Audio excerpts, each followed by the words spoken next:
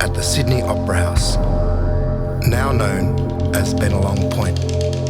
We acknowledge and welcome you to the lands of the Gadigal. Hi, I'm Fiona Winning, Director of Programming at Sydney Opera House, and we're coming to you today from Tubagali, the Gadigal name of the place that's now known as Bennelong Point. Today, we're really delighted to be hosting the launch of the Creative Equity Toolkit that's been developed by Diversity Arts Australia and the British Council. The toolkit is a really brilliant resource. It's great for individuals and for organisations small and large to really address, to look at, to learn about systemic racism and to stimulate conversations among peers, self-criticality and self-awareness among peers.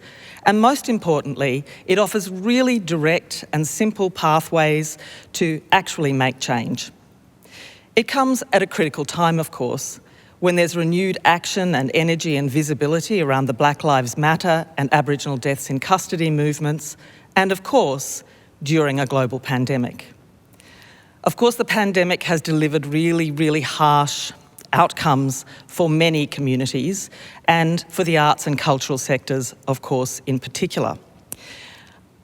Losses of freelance contracts, jobs, and diminishing organisational budgets are hitting people very hard.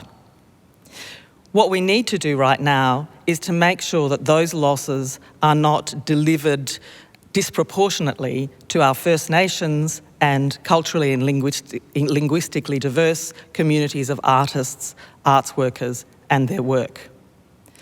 So, as we plan to reopen and to rebuild our arts and cultural sector, let's challenge ourselves to use the Creative Equity Toolkit to focus not on snapping back, but on walking deliberately and with intent towards addressing structural racism, and in fact, to building a more inclusive future with diversity at its core. It's my great pleasure now to introduce Lena Nahlous, who is the Executive Director of Diversity Arts Australia.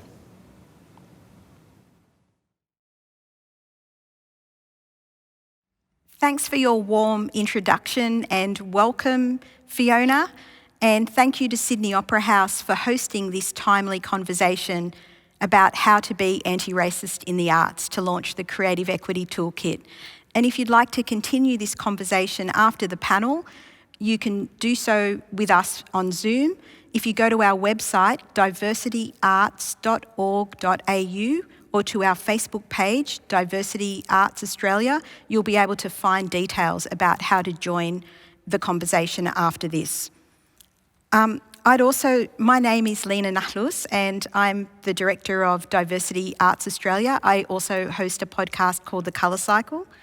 And I'd also like to start by acknowledging that we're having this conversation today on the unceded lands of the Gadigal of the Eora Nation, and to pay my respects to elders past, present and emerging, and to acknowledge that diversity in all of its forms predates white colonisation in Australia.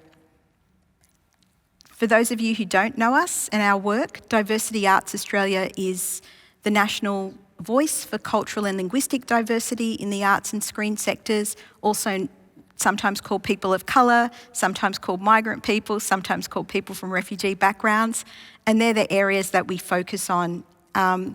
We work in partnership and in solidarity with other social movements and organisations who work in other areas of diversity, and that includes First Nations organisations and individuals. We're really inspired and led by First Nations work in the area of racial equity, but we also acknowledge that the work of ethno-cultural migrant diversity that we do at Diversity Arts is different, and that it's important that we don't conflate those two areas of work. And that's something that we'll be talking about very soon. I'd like to introduce you now to our awesome panellists. Peter White is a Gamilaroi Murray from northwest New South Wales and has had a number of senior positions in major cultural institutions and government agencies. Peter's currently the Senior Manager, Aboriginal Strategy and Engagement at Create New South Wales. Welcome, Peter. Thanks. Mikala Tai is the Director of 4A Centre for Contemporary Asian Art in Sydney and is a curator, researcher and academic specialising in contemporary Asian art. She's collaborated locally and internationally to strengthen ties between Australia and Asia. Welcome. Thanks, Lena. Benjamin Law is a writer and broadcaster. He's the author of several books and he's created and he co-wrote 3 seasons of the award-winning SBS TV series The Family Law, based on his memoir. His debut film, Torch the Place, ran earlier this year at Melbourne Theatre Company to sold-out audiences. And he co-hosts ABC Radio National's weekly pop culture show, Stop Everything. And I really recommend that you listen to that podcast if you are interested in these kinds of conversations and discussions. We're going to introduce you to the Creative Equity Toolkit after we've had a little bit of a dive into some of these issues. So I'm going to start with asking Peter about... So Peter, the focus of the Creative Equity Toolkit, as I mentioned, in diversity arts is on ethnocultural and migrant diversity. Yep.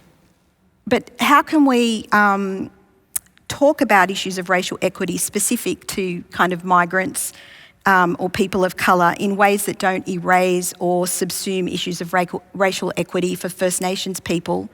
And how can we build kind of alliances and allyships in the way that we do this? Well, that's a big question. And I guess I'll just share with you, as you mentioned, I'm a Gamilaroi Murray from northwest New South Wales. I live and work on Gadigal lands. I view myself as a cultural diaspora here. I'm off country. I need to work out in myself the way I approach actually living and working on someone else's country. That's very important to me, and I think it should be very important to everyone. And just as we have acknowledged Gadigal people here today and in Sydney, we acknowledge Gadigal people, we acknowledge other countries and other peoples regularly, but do we actually have a real firm understanding of what that actually means? And I think particularly from migrant communities, diversity in itself, the notion that you're actually aware, yes, we have similarities. We have similarities of our experiences with, the important discussion we're going to have today in terms of racism and inequalities and actually forging our own space in today's society, and that acknowledgement for our own communities and our own identities and our own very being. But I think the important thing is there is only one group of people, even though they are very diverse culturally, that are of this place and this country. And that's really important to actually understand, not just acknowledge, but fully understand what that means, because there is a gift there from First Nations people of understanding how people fit within the very DNA of this country and that connection. So I guess in a very simple manner, being aware and not wanting to be part of the cultural amnesia that's happened in society of where Aboriginal people are. We walk on Aboriginal land. We have Aboriginal communities that surround us.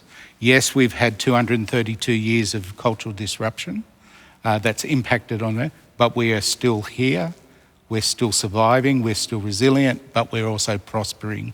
And we are a people, and we need to be acknowledged that, because we have a real value to Australian society. Thanks, Peter. I think that that's something that we all need to kind of sit with, that kind of really deep understanding, like you were saying, not just acknowledging and really kind of appreciating and recognising that the gift that we are given in being on this land and kind of understanding the people from the land on which we're on. I know that, Ben, you've done some work on doing some research on Indigenous filmmaking in Australia.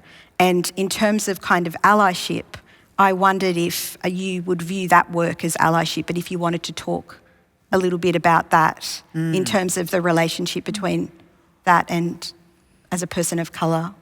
Well, one of the reasons I wrote this cover story for the monthly was, as someone who works in the screen industries myself, I wanted to know what the way forward was in terms of making sure that the diversity that we already have within the Australian community is actually represented on screen. And I think we all agreed that it's not. The data shows it. Roughly a third of Australians are not Anglo, and that isn't represented on screens. When it comes to Asian Australians, we're roughly proportionate in this population to African Americans in the United States. And when you think of black representation in the States, you think of brown and yellow faces here. We're nowhere close. What I realised in trying to have this conversation, though, is actually Aboriginal and Torres Strait Islanders have already led the way and led the charge on this. And they are actually not only the role models, but the template with which other minority groups can follow. It's no accident, for instance, that in the Screen Australia data breakdown that shows representation of, say, non-Anglo people, representations of people with disabilities, roughly 1 in 5 Australians live with a disability, and representations of people from the LGBTQIA plus communities, to which I also belong. There's only one kind of minority group in all of that has reached proportionate representation in comedy and drama in Australia, and that's Aboriginal and Torres Strait Islander people. That didn't happen by accident, and that's probably the key point that I wanted to drive in this piece. The only way we can look forward is looking at what was done in the past, and First Nations filmmakers in this country really agitated for decades. There was activism that was both angry but also done behind closed doors at an industry level. There were all types of advocacy that was done to ensure the primacy of First Nations stories in this country. I think it also relates to the point that you brought up before, Lena, which is you don't want to subsume the conversation, because obviously Aboriginal and Torres Strait Islander stories and storytelling has a political importance that is different to migrant settler stories. The fact is, First Nation stories have never gone away. It's the oldest storytelling tradition that this planet has ever seen.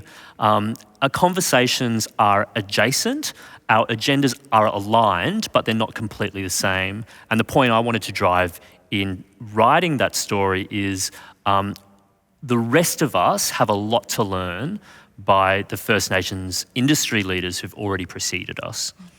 Thanks, Ben. I also wanted to kind of throw to Mikala to talk about this in the context of, in her own words and in your own kind of art criticism, of talking about how art history has predominantly been European and American, or Euro-American, and what the dangers of this are, because I'm really inspired by the fact that, Ben's piece has really said, as other minority groups, we can really draw from and learn from this work that First Nations people have done in the screen and film industry.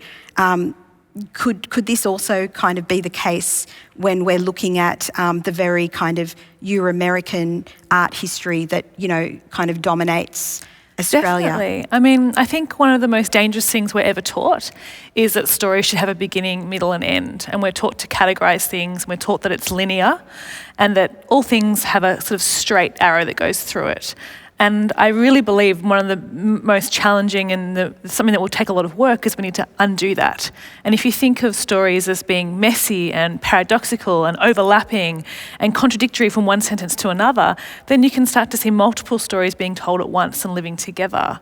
And if we could tell canons like art history or film stories or any kind of story in a way that encapsulates that and allows space for dissidence and all these kinds of things, then we're getting a better idea of what culture really is. If we're still looking for a beginning, middle and end, we're not going to get that. And currently the sort of structures that we're working with still fit that kind of categorisation model, which is really outdated and doesn't fit. So we're in a moment now, and I think, talking about timely, and we've got this pause that the pandemic has given us where we can change that and we can restructure. So a little bit of hope perhaps right now is that we can take a moment to think about how we tell stories.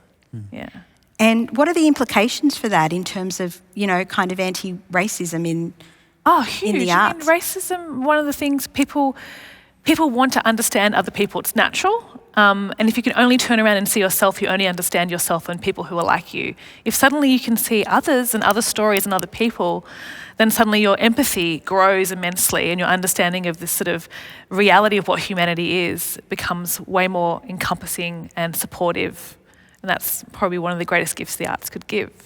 And empathy is something that you talk a lot about as well, Peter, in when I've heard you speak and had conversations with you as a really important factor in kind of connecting people and building kind of respect between cultures.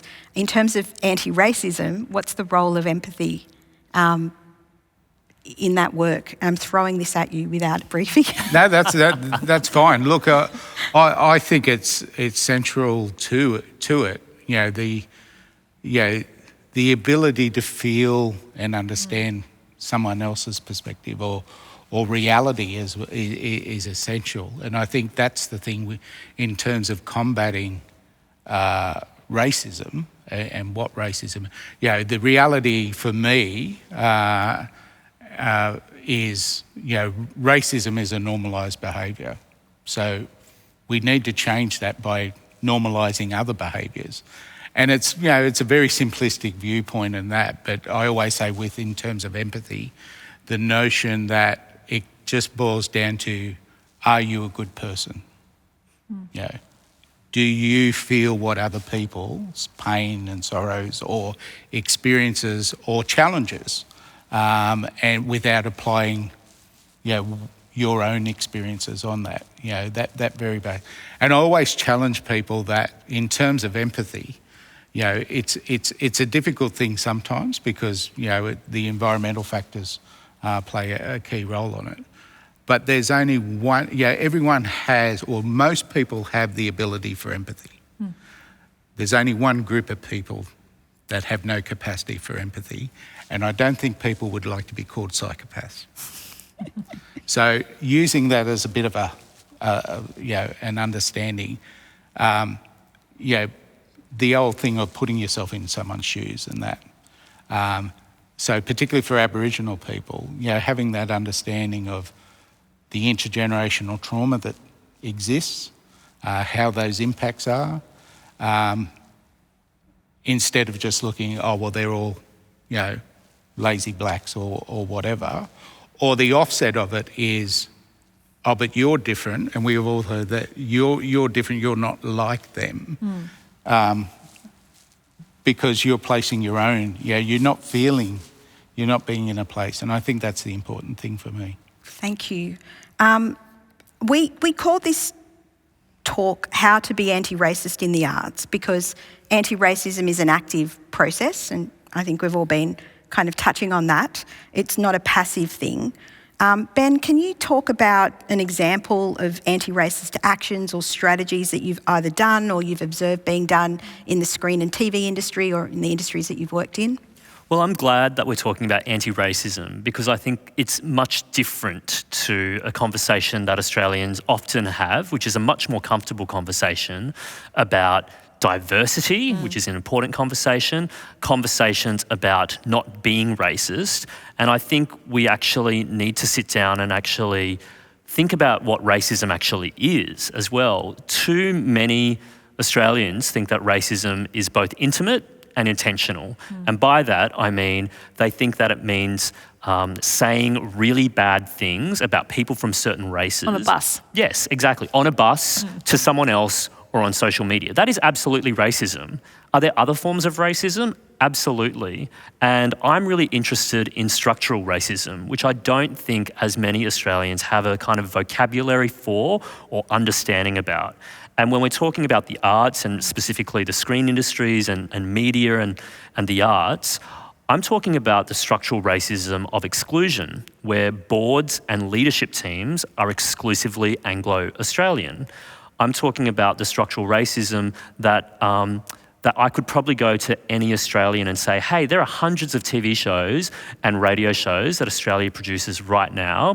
Can you name 10 that are hosted or starring in the starring role someone who isn't Anglo? I think most Australians would struggle. I think I would struggle with that. I mean, I'd hope that people would say Beverly Wang and Benjamin Law, stop everything, ABC Radio National. But besides that, you go further and further along, it's a struggle. And in a country, like we said before, we've got the oldest surviving continuing civilizations on the planet, where 1 in 3 of us aren't Anglo, 1 in 5 of us speak languages other than English at home. How is any of that acceptable? It wasn't intimate, it wasn't intentional, but is it still racism? Yes, it's a racism of the structure. To your point about ways to combat that racism, to be anti-racist in our industries, it's about interrogating the structures, and beyond that, actually deciding on a game plan, a blueprint about what we want to do to dismantle, reform, or even just change those structures around us. When I have these conversations with the screen industries or in arts and media, I think we're at a point where everyone agrees that we want more diversity, right? I think there are very few people who are actually creating game plans about how to achieve that. What are you going to do about that? I'm co-chair of the Screen Diversity the Screen Diversity and Inclusion Network. I should get the name of what I'm actually co-chairing correct, shouldn't I? The SDIN. I'm also on the Diversity Committee of the Australian Writers Guild that represents performance writers in this country for screen and stage. And those conversations are right now about what is the blueprint for change. Is it about, should we stop having all-white judging panels for what constitutes merit when it comes to awarding prizes and fellowships? In the same way that feminist discussions have decided a long time ago, it's not appropriate to have an all-male leadership team. How is it appropriate in Australia for us to have an all-white leadership team or a judging panel? With the SDIN, it's rolling out a tool called the Everyone Project, where we are encouraging voluntary reports about what is the diversity in your crew and cast. Because there's that old saying in business, you know, if it matters, you have to measure it. If you don't know what starting point you've got in the first place, how are you possibly going to track progress? That might make people uncomfortable. Quotas might make people uncomfortable. Targets might make people uncomfortable. But if you're not doing anything, you're not going to get results. Thanks for that, Ben. We're actually going to be talking about targets, quotas and those things a little bit later on, but I'm really glad you raised some of those points. The Creative Equity Toolkit actually has some great kind of tools for organisational anti-racism actions, and it breaks down with definitions in really accessible ways, you know, what is structural racism, what is systemic racism, what is individual racism, because I think reducing it to individual racism and to people not being nice to each other is really a really big problem and doesn't allow people to actually, you know, understand the nature of the beast and then kind of tackle it. And that's why I love the policy work of people like Peter White, Masters in Policy for 30 years. Because, you know, if it's embedded into our systems and into our institutions, you know, then and in the creative industry, then how, in a structural and organisational sense, can you be anti-racist? Like, how can policy support this work of racial equity in our creative sectors? Look, I guess from a policy base, you know, and we're actually seeing it. We're in a really exciting time. You know, a couple of weeks ago, We've all heard about closing the gap and how we're not meeting the targets and that. For the very first time, a national partnership agreement has been signed on the new closing the gap targets. Governments of state and territories and the federal government are signing up to that. But the difference is it's a partnership with Aboriginal or Indigenous peak organisations. So governments are actually listening, and it's a privilege working for Create New South Wales because we've been in the space within New South Wales government. More and more agencies are understanding we need to work with Aboriginal people and Aboriginal organisations and Aboriginal communities, and it's about a partnership. And that's driven by relationships for real change. And I think that's the exciting thing, that we're actually, governments are sort of showing the way.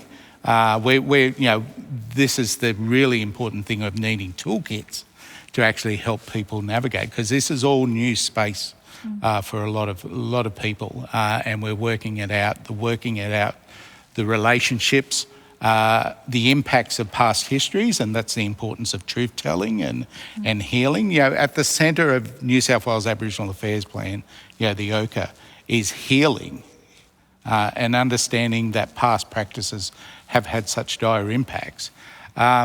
So in terms of the arts and cultural industries, it's the same thing of needing to actually embrace a change of, things haven't been working. We've had lots of targets and lots of, but we haven't had growth. And I have a conversation regularly about, in this day and age in 2020, I actually get a bit upset about this celebrating Indigenous resilience. Because to me, in one way, it's just people are happy that we're just still surviving. When do we prosper and grow and that? And I think we're in that space, but we're at the very early stages. And the critical thing is, working with Aboriginal people and investigating the new systems that need to be in place, because the old systems don't work. We all know consultation doesn't really work. And that's why we had this really heated and fantastic discussion at Diversity Arts for the Creative Equity Toolkit about whether we should call the section community consultation or partnership. And we decided that we would call the section of the toolkit consultation to draw people in to critique kind of what was problematic about consultation, because and to talk about the importance of partnership. So I love that word partner, because I think it's really key to a lot of the ideas in the toolkit as well. Like, it's a really important. I need to now introduce the Creative Equity Toolkit. So the Creative Equity Toolkit that we're launching today is a partnership between Diversity Arts Australia and the British Council. We know that there's many similarities and many differences between racial equity in the arts and creative sectors in the UK and in the Australian contexts. We kind of came together because we felt there were enough similarities that we could share leading practice, templates, examples, kind of knowledge between the UK and Australia, and as it turns out, other countries as well, so that we could learn from each other. And that's kind of what this resource is about. So the primary aim of the Creative Equity Toolkit is to support cultural organisations, institutions and government, but of course it's there for individuals as well, and it's there for educators, and it's really to kind of inspire and assist people with the tools they need to work towards their cultural diversity and racial equity objectives. And we've tried really hard to create this resource in a really user-friendly way that's really action-based and really accessible. But at the same time, we also need to, and we've also included kind of articles and ideas in there that are really, and concepts that are really important, because reckoning with issues of systemic racism is a long and often uncomfortable process, and we're encouraging organisations to sit with this discomfort, because it's impossible to dismantle unjust systems without understanding the exclusionary basis on which they operate and how they are created and how they're maintained. So as an organisation, and if you're there and you're representing an organisation, we would say it's not possible to move forward as an organisation unless you have this shared understanding. You can't go straight to the actions. You need to do some of the thinking, and you need to do some of the thinking collectively.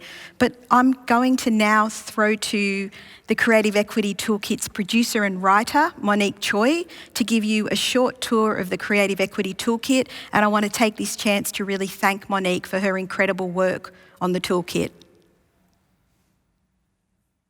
Right now, a lot of people are asking, what actions can I take for racial equity? That's the exact question that the Creative Equity Toolkit sets out to answer. So let's take a look. The website is organised around calls to action. So here in policy, for example, we have develop an equity and inclusion policy. There's some info on how to do this, followed by links to colour-coded resources. Links to templates and worksheets are pink, the case studies are green, and the research and reports are orange.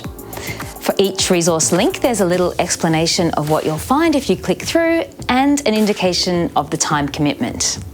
So here, for example, there's a case study about the exercise game Zombies Run and the process they use to hire diverse scriptwriters for their next script. You can read their blog post about it. If you click on this pink link, you reach the Creative Diversity Network's Equality and Diversity Policy template, which you can then adapt to your needs. Under anti-racism, we have the action Educate Yourself. Here we have Ibram X. Kendi introducing his book, How to Be an Anti-Racist, and we have the UK's Rennie Edo-Lodge on her book, Why I'm No Longer Talking to White People About Race. There's also a powerful search function. And to start with, we have 4 topics: anti-racism, cultural consultation, programming and commissioning, and policy. We'll soon be expanding to cover another 6 topics. I'm Monique Choi, project producer and lead writer on the Creative Equity Toolkit, which you can find at creativeequitytoolkit.org.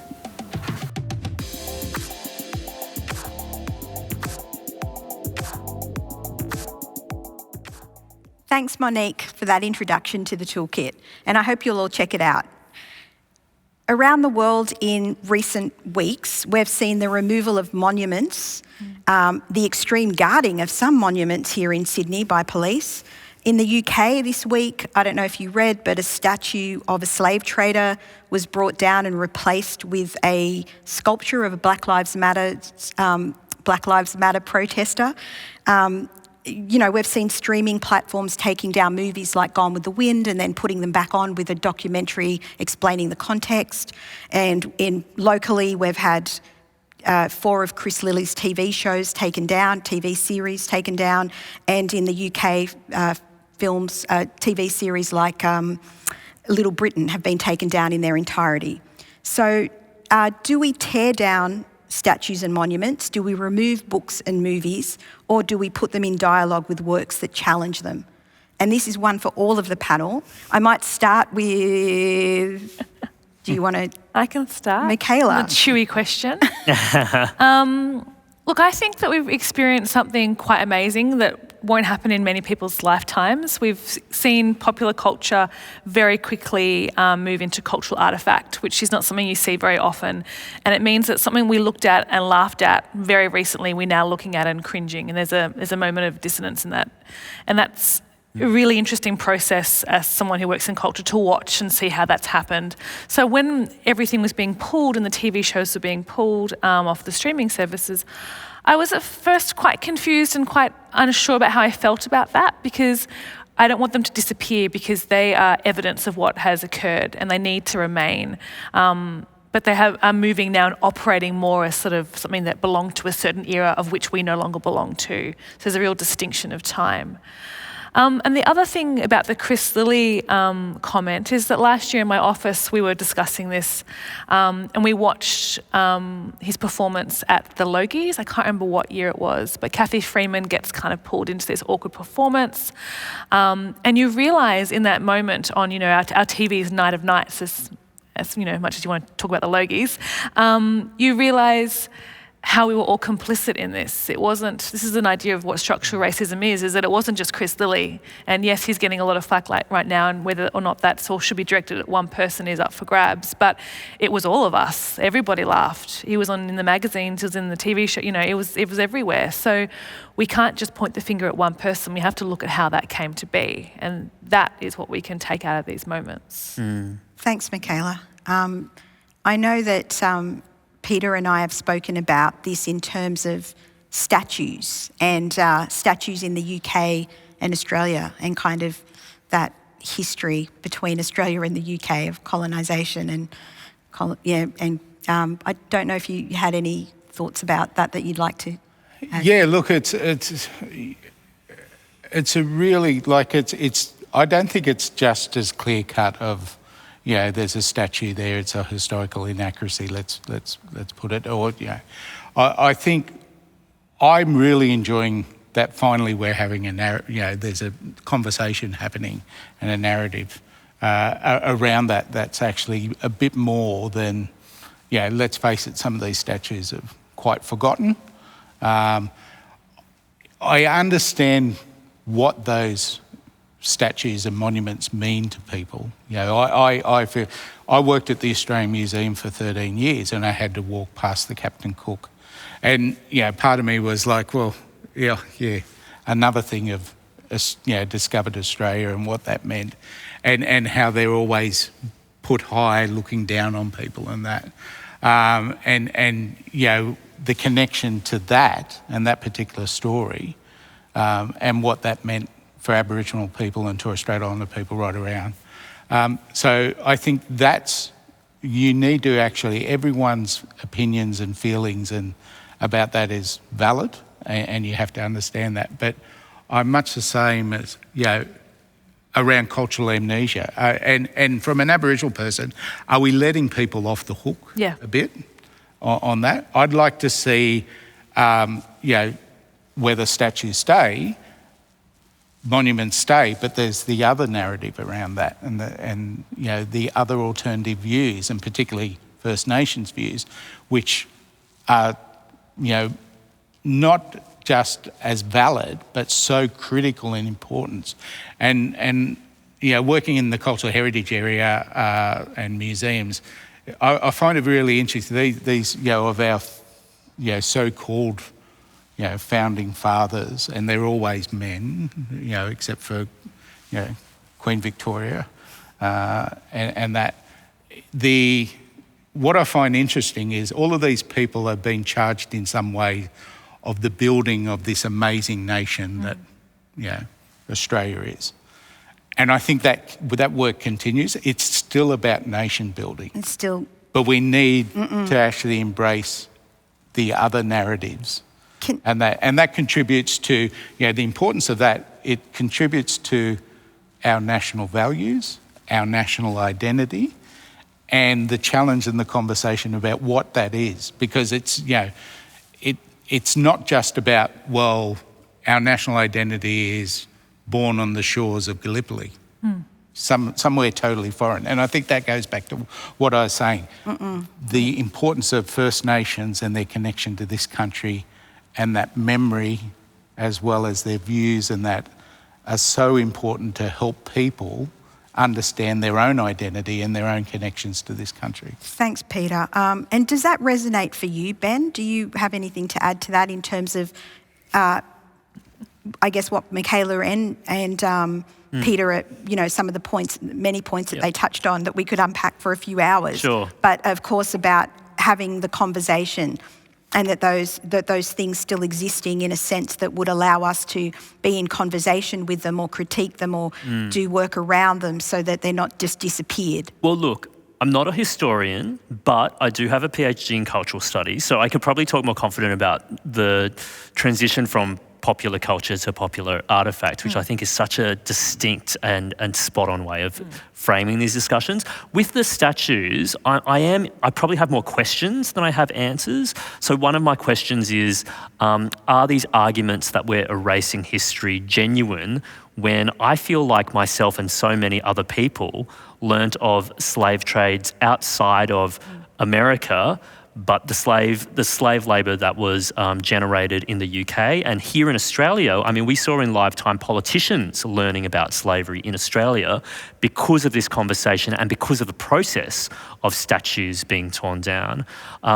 Is the history settled? I mean, there's this concept that history also is like this settled kind of text that we then read to each other, but who actually wrote those narratives? And when other narratives are erased or diminished, I mean, how close does that verge to propaganda? So I have more questions than I have answers about history, but when it comes to popular culture, I'll also say, you know, I watched a lot of Chris Lilly. Yeah. I was talking to a friend who's an Aboriginal screenwriter the other day, and she's like, dude, I was one of the people who laughed along to Jonah because that was one of the first shows I saw with brown people on it, you know?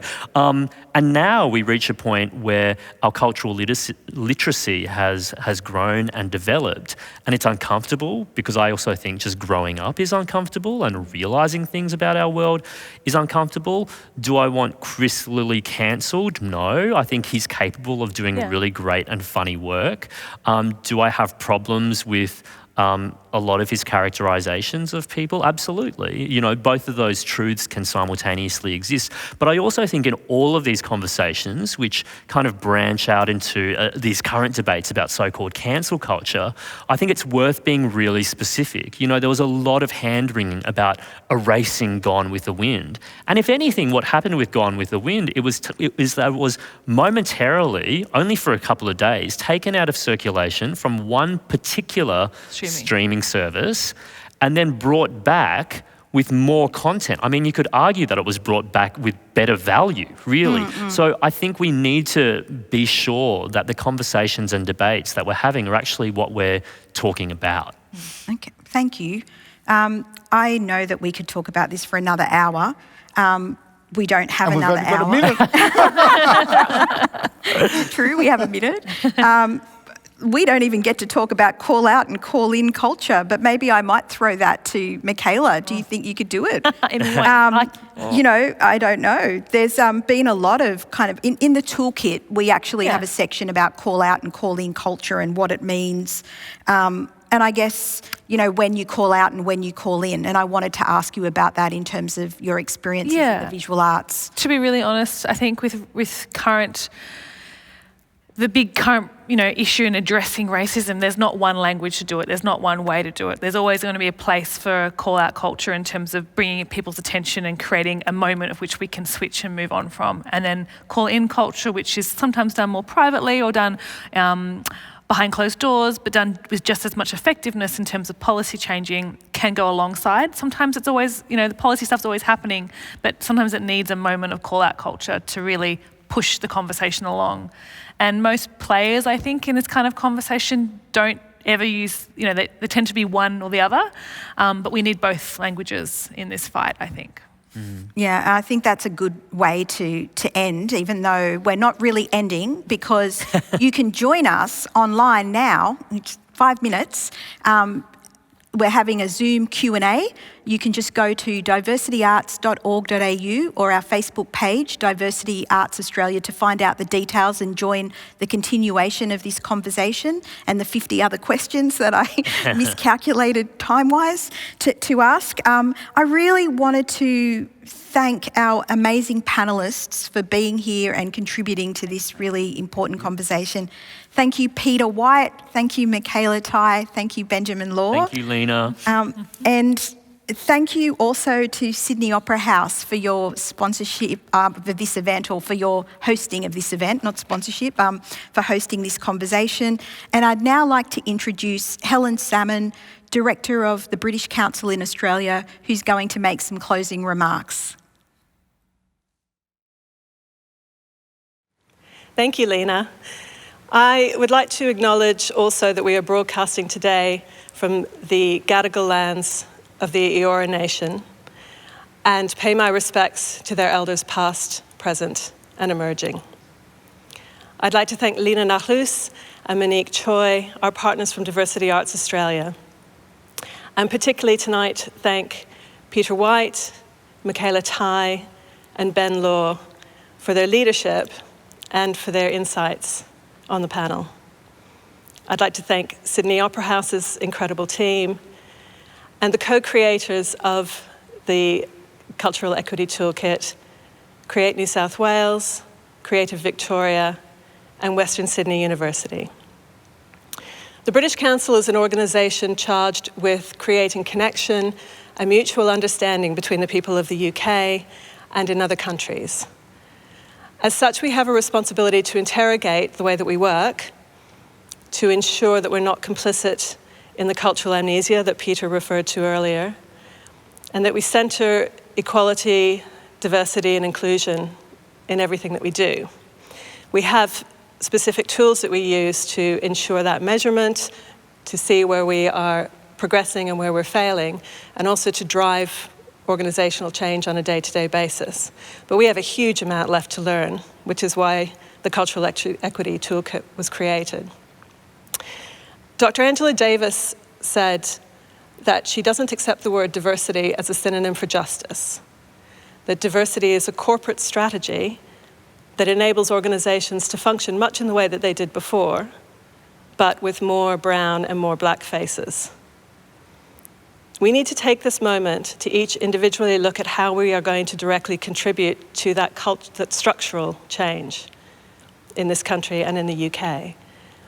And I hope that other arts organisations will take the opportunity to use the Cultural Equity Toolkit to make those steps. Thank you very much for joining us.